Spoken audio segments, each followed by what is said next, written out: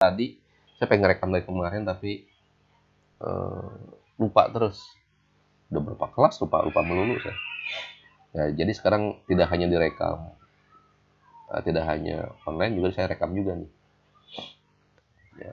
Nah ini perangkat komputer, hardware yang ada dalam komputer. Ini ada prosesor, ada memori, ada perangkat I/O, input output, sama interkoneksi.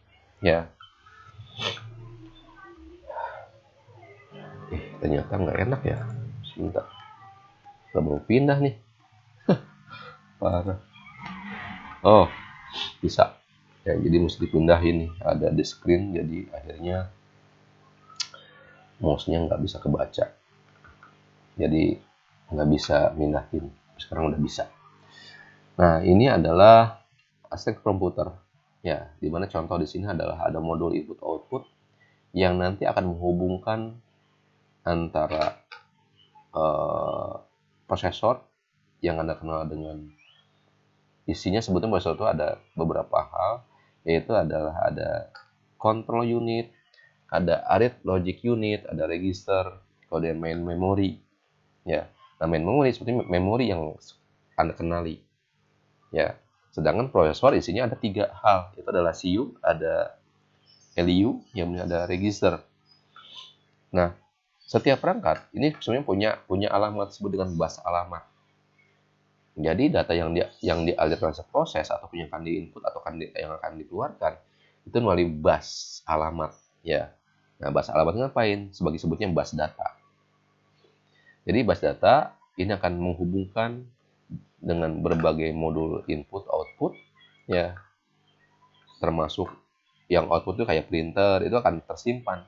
Makanya komputer akan mengidentifikasi, oh ini ada perangkat baru, oh ini ada kamera, oh ini ada USB baru. Karena saat dia masuk akan diminta, dikasih alamat.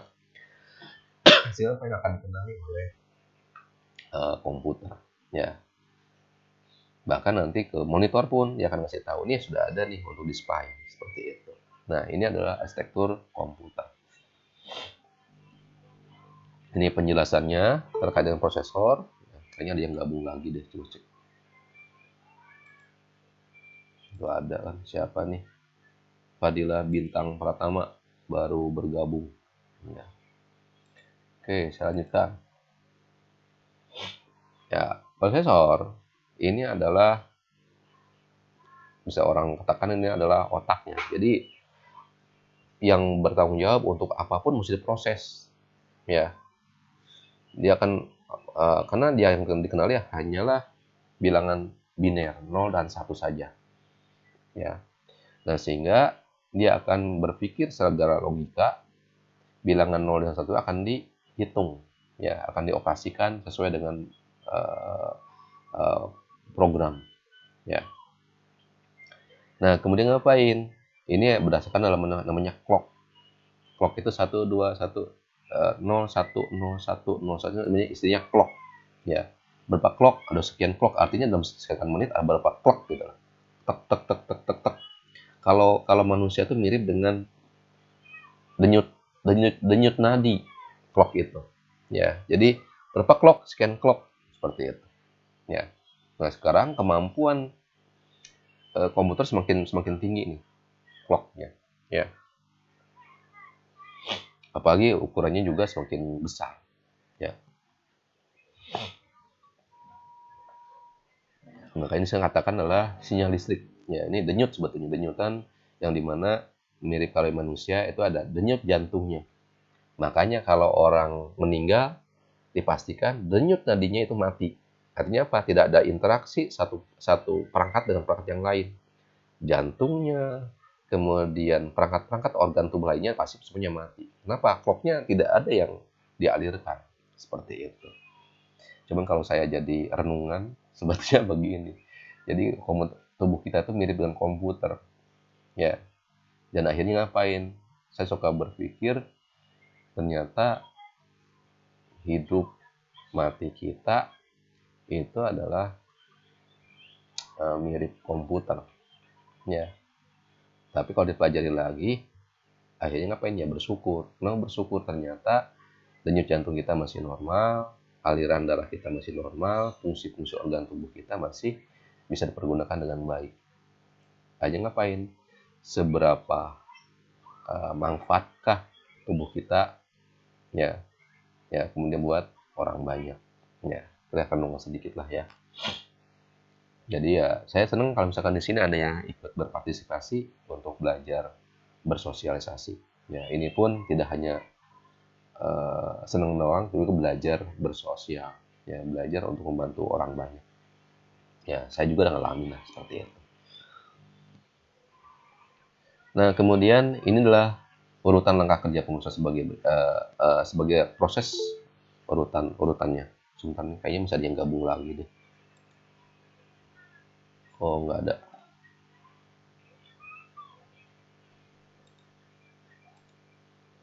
Jadi mengambil instruksi ya kemudian dibilang teteh itu air.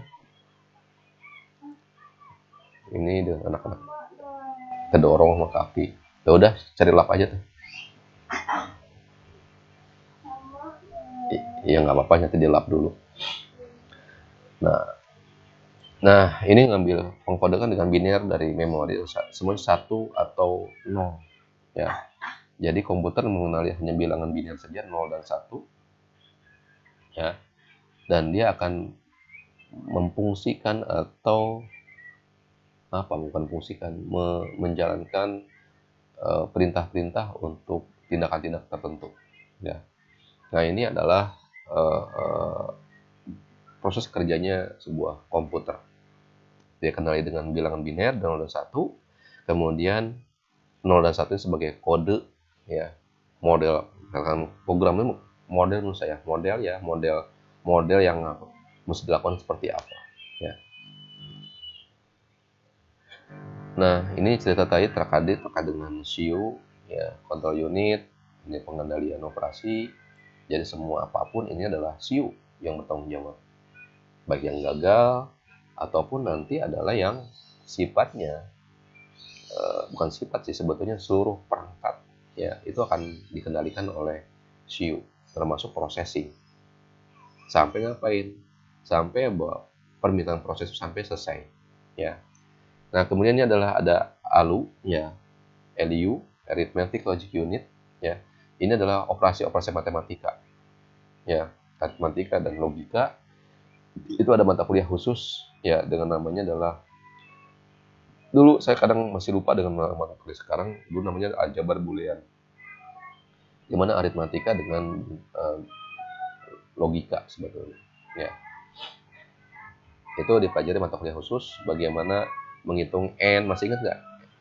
1 plus 1 n 1 apa ya, 1 or 0 apa gitu.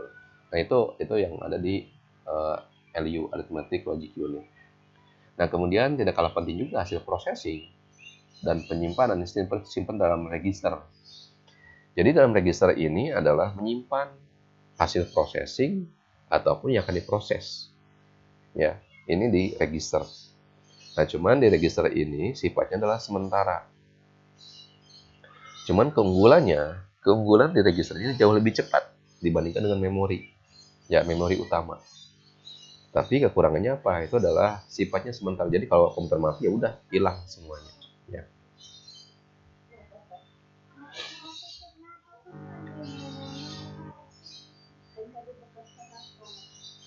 Nah kemudian ini ada contoh gambaran kontrol unit ya. Nah kemudian apa ini?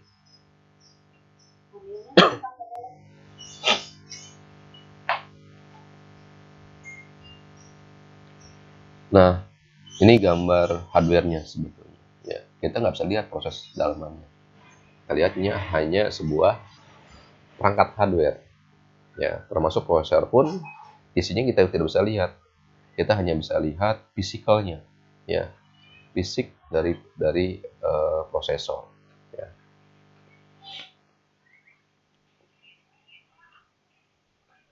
Itulah, ini bisa Anda baca secara rincinya ya. Tugas kontrol unit, mengatur mengendalikan ya. Saya udah upload baik itu di Google Classroom ataupun di Google Classroom atau di mana, atau di e-learning. Ya. Nah, ini adalah ada ALU yang saya katakan tadi adalah bagian dari prosesor, ya, dimana semua perhitungan, ya, dan logika itu tersimpan dalam prosesor. Ya. Makanya tadi ada AND, ada OR, itu salah satu contoh model perhitungan. Anda mesti benar-benar memahami terkait konsep aritmatika sama logiknya. Ya. Jadi komputer sebenarnya tidak mengenali gambar Anda. Yang kenal itu hanya mengenal 1 dan 0 saja. Ya. Jadi kalau Anda misalkan video, bikin gambar, sebenarnya tidak mengenali Anda. Tapi ngapain? Dia hanya tahunya datanya 0 dan 1 saja. Seperti itu. Oke, selanjutnya ya, register. Tadi saya sudah ceritakan juga. Ya, dimana ya ini ukuran terkecil, tapi kecepatan sangat lumayan tinggi. Ya. Oke, saya kembali lagi dulu.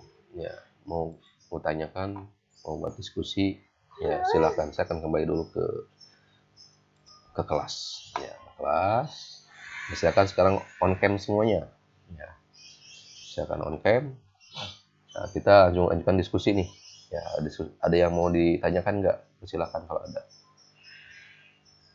Oh, Afnel Givari terlambat. Oke, silakan, nggak apa-apa. Ya. Ada yang bertanya, silakan buka mix-nya. Ya, buka mix-nya. Setelah ngomong nanti dimatikan.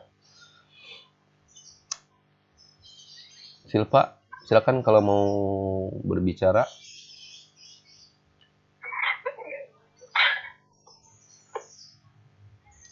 Yang live 17 orang dari 27 orang yang aktif.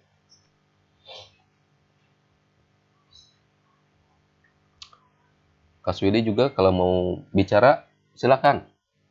Ya. Kalau kalian lagi di rumah nih, nggak lagi jalan-jalan. Biasanya ada mahasiswa saya juga sedang jalan-jalan. Ya, lagi jalan-jalan. Terus apa ya? Ada yang nyari sinyal sih. Ada yang nyari sinyal, tapi ada juga yang emang cari suasana yang berbeda belajarnya. Sambil belajar, sambil juga sambil ya pagi-pagi enak seger gitu. Kayak gitu.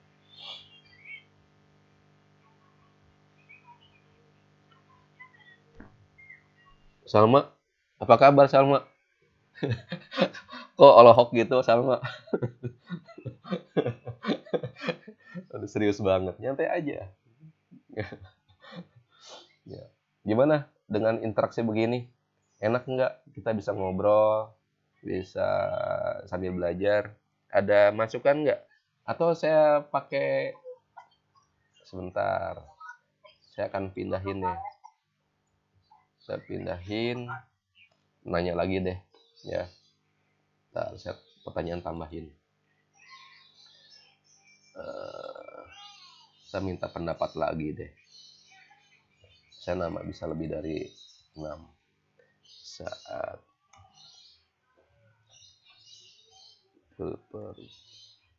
perkuliahan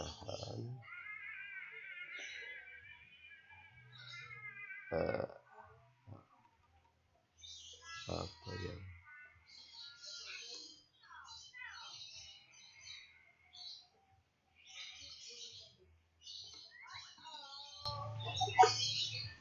tadi nyiapin dulu.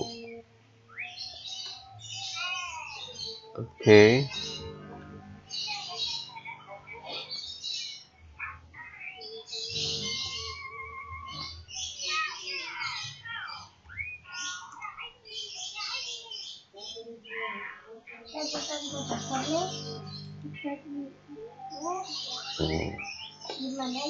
Oke, saya mau share.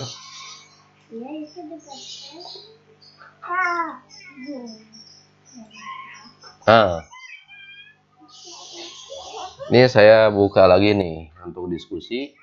Ya, pergunakan dengan menti.com. Kodenya 9242667. Nah, sekarang saya nanya begini. Saat perkuliahan online, kira-kira apa yang ingin dilakukan nih? Bentuk-bentuk cara belajarnya. Kalau ada, mangga silakan.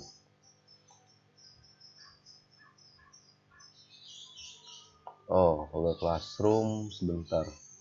Oh, Classroom ada tuh di e-learning. Ya, udah saya share juga.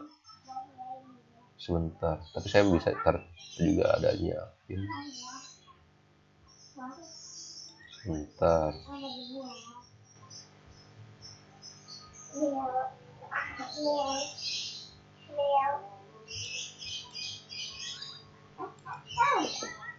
Oke, saya udah dapat. Nih, untuk Google Classroom, linknya udah dapat. Itu sudah ada juga di e-learning UMI, ya. Nah, silakan kalau ada yang mau diskusi, tanyakan terkait dengan Zoom operasi, dipersilakan. Yang masih standby ini 15 orang dari 26 orang. Ya, tadi 27, 26.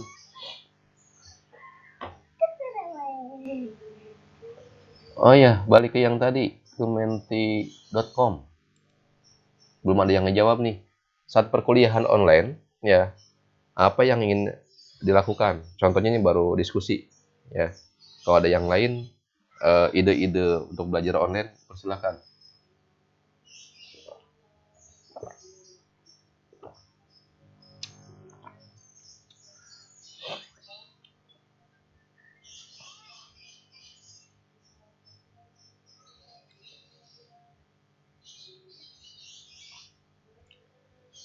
Halo?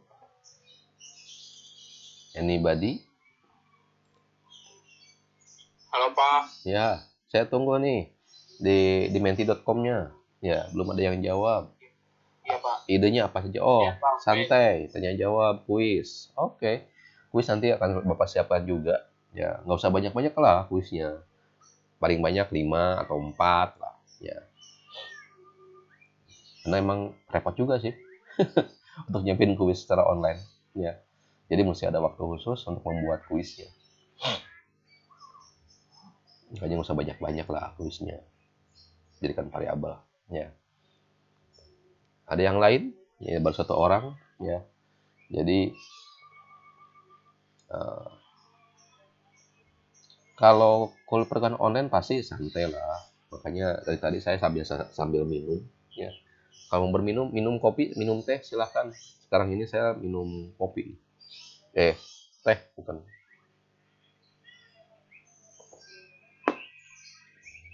Ya. Ada yang lain idenya? Ini baru 1 orang. Pak. Ya. Assalamualaikum Pak. Waalaikumsalam. Saya mau bertanya Pak. Boleh, silakan. Kalau misalkan ini kan laptopnya dari setiap perusahaan laptop yang dikeluarkan sistem operasinya berbeda, tidak Pak? Dan kalau misalkan berbeda, kenapa MacBook mahal ya harganya? Hal yang berbeda ya. Terima kasih Pak. Oke, makasih Muhammad Fadli ya. Untuk saat ini terutama Indonesia ini lebih cenderung, bukan cenderung ya, lebih cenderung memang pengguna mesin-mesin dari punya IBM. Jadi mesin-mesin IBM itu emang dirancang khusus ya, dirancang khusus bahwa sistem operasinya itu adalah berbeda. Jadi basicnya dengan von Neumann ya. Nah, di von Neumann itu adalah di sana nanti kita bahas khusus terkait dengan von Neumann. Ya, nanti ada memori, ada CPU segala macam ya. Nah, kemudian terkait dengan tadi mesin perusahaan-perusahaan yang pengembang atau pembuat atau produsen komputer itu adalah mengacu dari sisi arsitektur.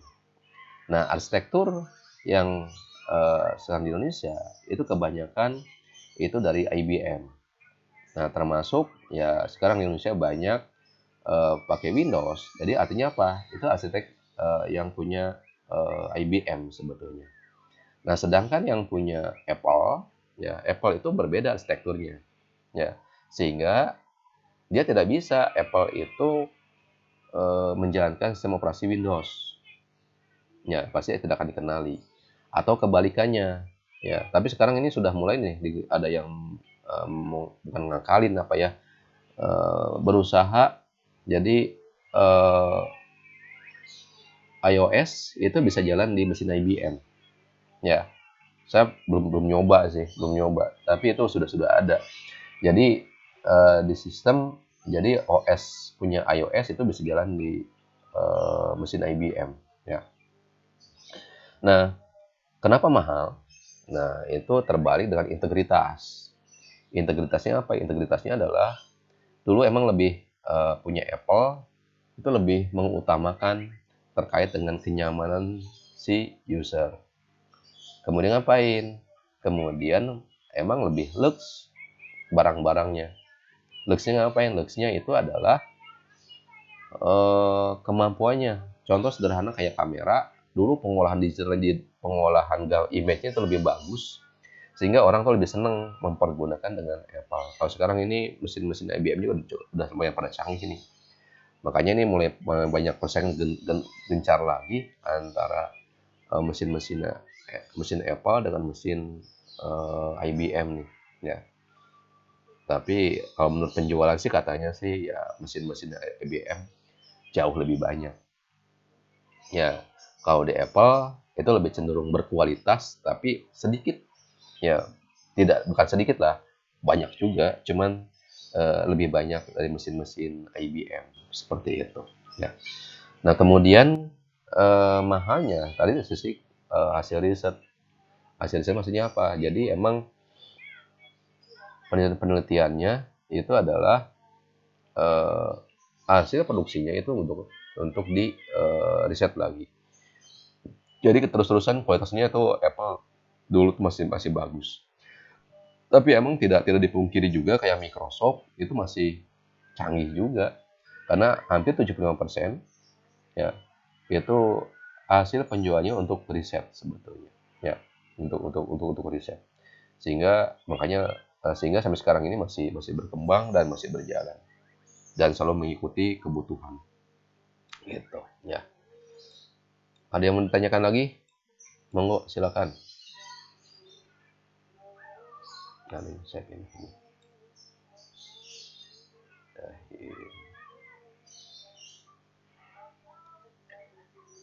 Pak izin bertanya. Silakan. Untuk prosesor ya Pak? Iya. Lebih bagus AMD apa Intel Pak? Telkom. Kalau bagusnya, jadi saya nggak boleh berpihak ya. Di akademis saya tidak akan berpihak. Begini, setiap prosesor, setiap jenis prosesor itu punya kelebihan dan kurang masing-masing. Ini anak saya nih.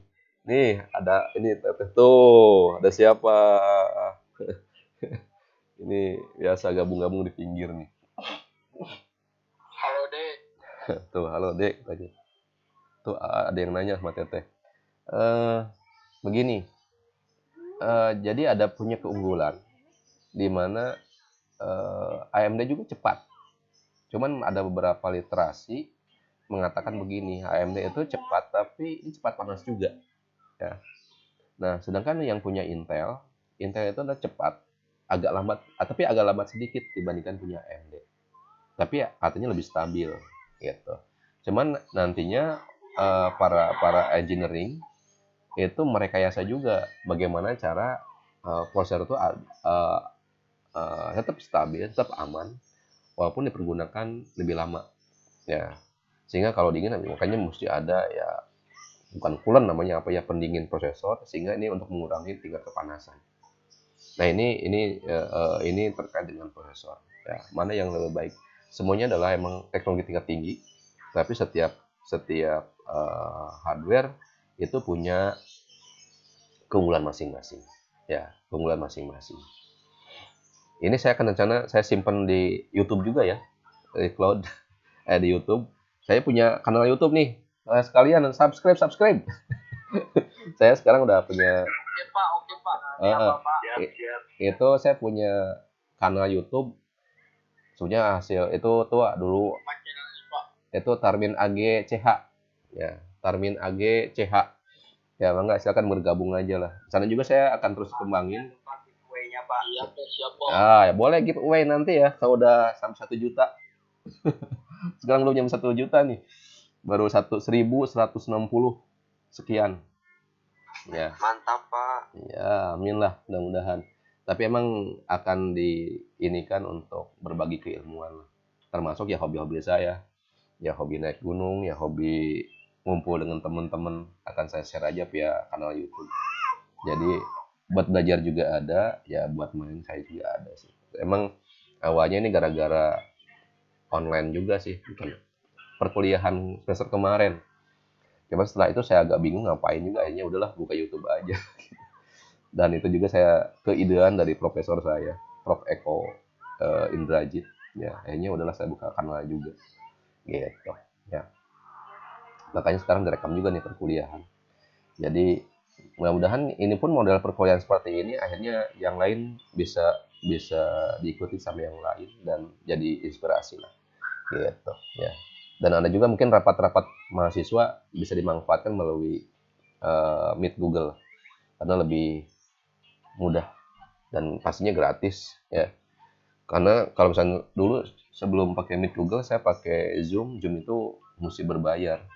Tapi di awal pandemi itu Zoom masih lumayan berbaik hati, di mana ngasih unlimited itu sampai unlimited tanpa harus berbayar. Cuman kalau coba lagi pakai Zoom itu mesti berbayar. Saya ya ada Google Meet ya pakai ini aja lah. Kecuali buat kegiatan mungkin ya saya manfaatkan pakai Zoom gitu ya. Nah lumayan mahal juga. Per bulan tuh berapa dolar ya? $20 berapa gitu. Saya lupa lagi. Oke, ada yang tanyakan lagi? Mangga, persilakan. Oke, silakan. Kalau dalam segi keamanan, Pak, Mhm. katanya Jobdesk lebih unggul dari IBM, Pak. Oh gitu. Saya jawab begini. Semua emang terkait dengan keamanan, semuanya orang selalu mengantisipasi. Ya, terkait dengan keunggulan sebetulnya tidak terlalu menjamin 100% juga keamanan itu benar-benar aman semuanya. Ya, saya punya background eh, di keamanan, background pendidikannya. Jadi sebetulnya tidak ada sistem yang pure benar-benar aman banget. Ya, pastikan selalu ada kelemahan dan kekurangan. Tapi terkait dengan tadi salah satu produk yang dianggap aman, menurut saya sih tidak tepat banget juga apabila itu dianggap paling paling paling aman. Tapi yang perlu kita perhatikan juga bahwa kita harus memilih ya perangkat-perangkat yang aman agar bahwa penggunaan eh, perangkat atau informasi yang kita alirkan semuanya aman. Terkait tadi saya pikir tidak tepat juga. Ya, tapi yang paling penting kita cari tahu perangkat ini sampai kapan nih sertifikatnya aman. Jadi setiap perangkat handphone Anda itu ada sertifikat digitalnya. Sampai kapan keamanan itu expire. Termasuk browser ya, sebaiknya selalu update ya, selalu update karena browser-browser itu dia melakukan update berbagai fitur dan juga berkaitan dengan keamanan. Jadi menurut saya sih tidak tepat banget juga apabila dikatakan salah satu produk itu adalah paling teraman, enggak juga seperti itu. Tapi dari sisi gambar itu kualitasnya jauh lebih bagus, jauh eh, lebih suka, lebih banyak penggunanya.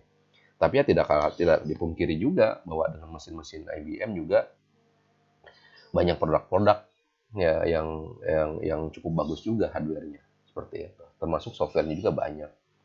Dan itu sampai ke gadget. Dan di gadget pun ya sekarang ini cukup banyak juga aplikasi yang bahkan gratisan itu bisa dengan cukup mudah penggunaannya dan kualitasnya bagus. Termasuk kemarin saya nemuin aplikasi ini bakal saya share deh via kanal YouTube saya. Itu ada aplikasi ganti background dengan hitungan detik itu dengan cukup mudah gitu. Bahkan saya ganti-ganti itu. Kalau saya iseng, misalkan saya terserang foto di mana, ngomongnya di mana. Termasuk tidak hanya foto, sampai ke video. Videonya ada dengan sekian menit, misalkan itu ganti backgroundnya seolah-olah ada di New York, seolah sedang di Jepang gitu. Itu bisa. Nanti sama saya bakal di-share via kanal YouTube saya. Tapi makanya gabung dulu lah di kanal YouTube saya biar nanti bisa baca. Termasuk mungkin buat penelitian-penelitian nanti TA ataupun kerja praktek itu tata cara menggunakan aplikasi untuk sitasi ya. Itu saya pelajari juga. Saya share juga ke anak-anak saya yang tugas akhir. Gitu. Masih ada yang mau ditanyakan, enggak? Persilakan. Saya ingin bertanya Pak Silakan. tentang virus nih Pak. Oke. Apa virus itu otomatis ada orang yang buat virus? Nah, yang buat virus itu kan segala sesuatu yang dibuat pasti ada tujuan dan manfaatnya pastinya ya Pak ya. Betul. Ya, yang buat itu buat apa sih Pak? Apa sih tujuannya? Manfaat buat dia yang bikin kalau yang ada yang bikin virus gitu Pak. Terima kasih Pak. Oke, terima kasih. Nah, begini, terkait dengan virus, ya pastinya virus ada pembuatnya. Beda dengan virus corona ya. Beda. Bukan beda, maksudnya niatnya ya. Dan tujuannya karena virus corona pun pasti ini kelihatannya nggak tahu kayak bener-bener mutlak ini adalah kejadian alami ataukah ada yang buat. Kalau komputer, virusnya itu adalah memang virus yang ada yang menciptakan. Tapi dengan apa? Ada niatan. Niatannya apa? Macam-macam sebetulnya. Virus itu dibuat. Ya, tapi sebelum ke sana, saya ada beberapa cerita niatan buat virus macam-macam. Satu adalah orang yang pengen iseng. Iseng ngapain? Ya sedikit pamer lah. Pengen scripting, namanya kalau dulu tuh ada virus yang suka nongol di Microsoft Word. Jadi namanya, kemudian dia bolak-balik di atas head Microsoft Word itu. Ya. Nah, kemudian ada yang kayak malware. Malware itu adalah tujuannya untuk promosi. Mungkin sekarang AdSense. Ya. Jadi malware itu adalah konsep sedikit cerita itu terkait dengan mempromosikan dirinya gitu loh. Jadi caranya ngapain? Itu malware-nya ditanamkan di target. Kalau Windows ya Windows, kalau misalkan ya browser jadi browser, ya. Nah, itu ngapain? Nanti si malware itu akan memanggil sumber utamanya sehingga setiap promosi-promosinya itu adalah akan ditampilkan di yang sudah terjangkiti seperti itu. Misalkan browser kita udah terjangkiti oleh malware dia, itu akan terus akan keluar informasi dari mereka. Nah, ini mungkin agak lebih jahat. Jahatnya ngapain? Emang berencana untuk merusak. Ya, merusak apa? Merusak sistem target. Agar ngapain? Mungkin tidak bisa dipergunakan sama sekali. Dipergunakan tapi nanti membutuhkan feedback finansial. Contoh misalkan ada virus yang menghajarnya itu adalah ke hard disk. Sehingga data itu semuanya dikompres, kemudian dikompres juga ngasih enkripsi. Jadi kalau pengen ngebuka enkripsinya, dia mesti bayar sekian ratus dolar baru bisa dikembalikan isinya. Gitu. Yang secara singkat seperti itu. Ya, dan sebetulnya Anda pun sebenarnya sudah bisa buat untuk apa? Untuk bikin virus. Indonesia dulu saya pernah iseng namanya, saya ada virus Batman, virus kelelawar, itu untuk menjangkiti Microsoft Word. Ya. Dan itu bisa diaktifkan berdasarkan timer yang kita inginkan. Kapan yang mau diaktifkan? Setiap jam 1 jam sekali. Dulu tahun 2001-2002 pertama kali ada virus itu yang sangat luar biasa menjangkiti seluruh jaringan komputer sehingga semuanya down gitu. Saya waktu itu bekerja di IT di satu perusahaan di Indonesia, ya terbesar sih katanya, namanya Texmoco Group.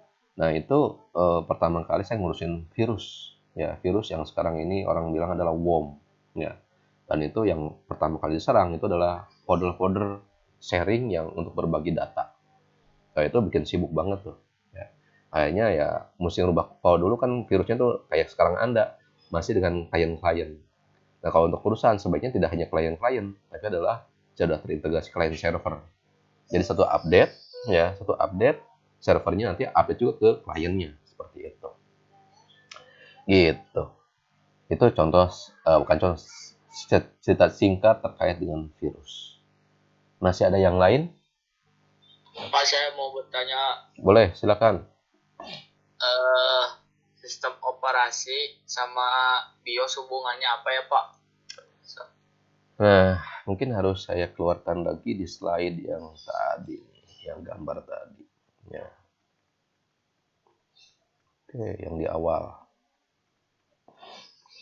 Nah, ini ya, bahwa sistem operasi dengan hardware, ya, tadi BIOS ya. Iya Pak. Nah, tadi BIOS. Nah, perangkat hardware itu adalah harus ada manajerial. Jadi di BIOS itu atau BIOS itu dia akan mengidentifikasi hardware apa saja yang dimiliki dari sebuah komputer. Nah, sehingga nantinya sistem operasi akan mengetahui hardware-hardware yang dimiliki dan nanti resource ini akan dipergunakan oleh sistem operasi. Gitu. Nah, sehingga apabila ready atau tidak ready, apabila ready langsung dipergunakan, kalau tidak ready akan konfirmasi ke si pengguna. Atau mungkin nanti adalah BIOS akan merecek apabila ada masalah. Biasanya BIOS akan menghentikan atau meng-halt sebutnya. Halted, ya, di halt. Jadi di halt ini adalah menghentikan proses berikutnya.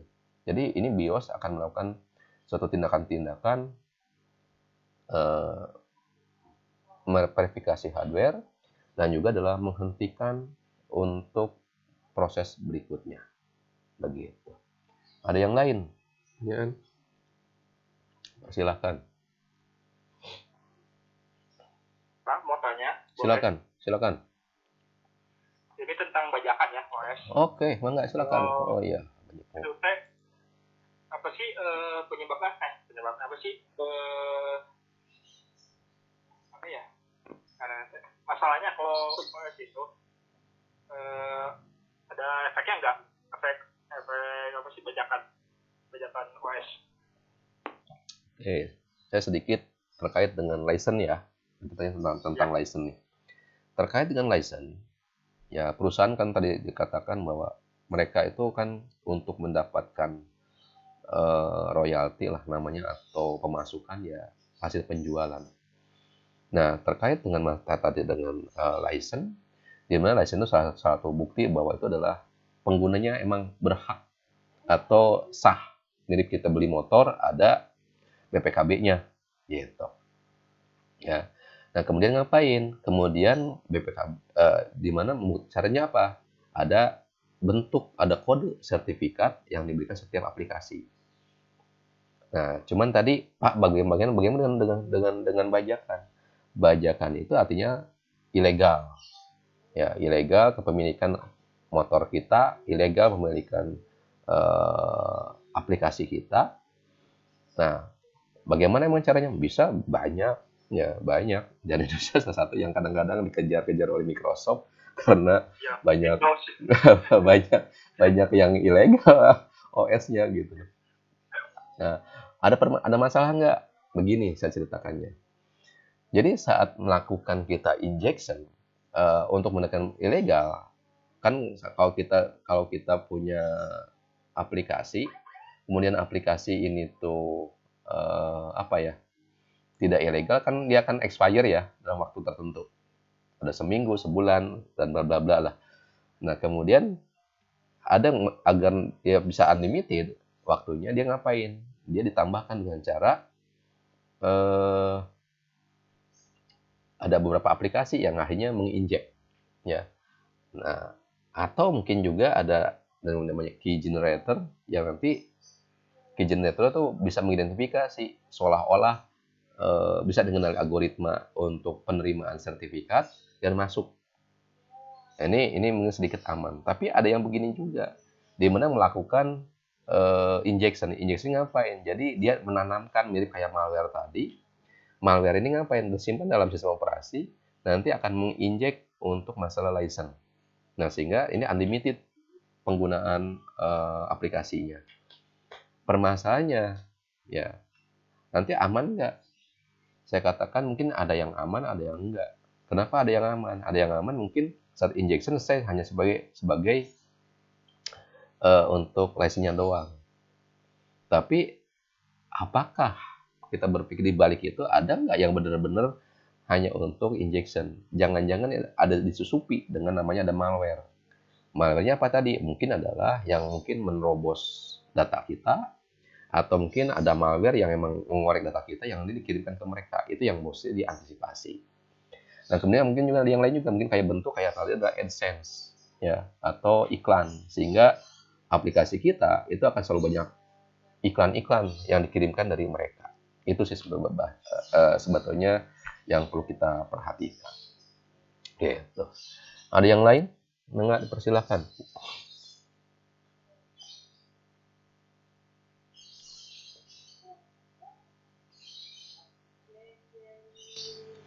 Ada lagi? Baik ya.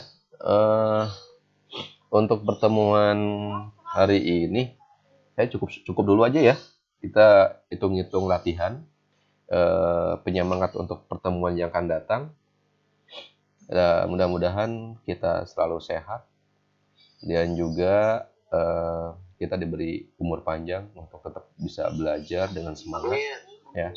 Dan sampai ketemu minggu depan ya. Terima kasih. Assalamualaikum warahmatullahi wabarakatuh. Waalaikumsalam warahmatullahi wabarakatuh.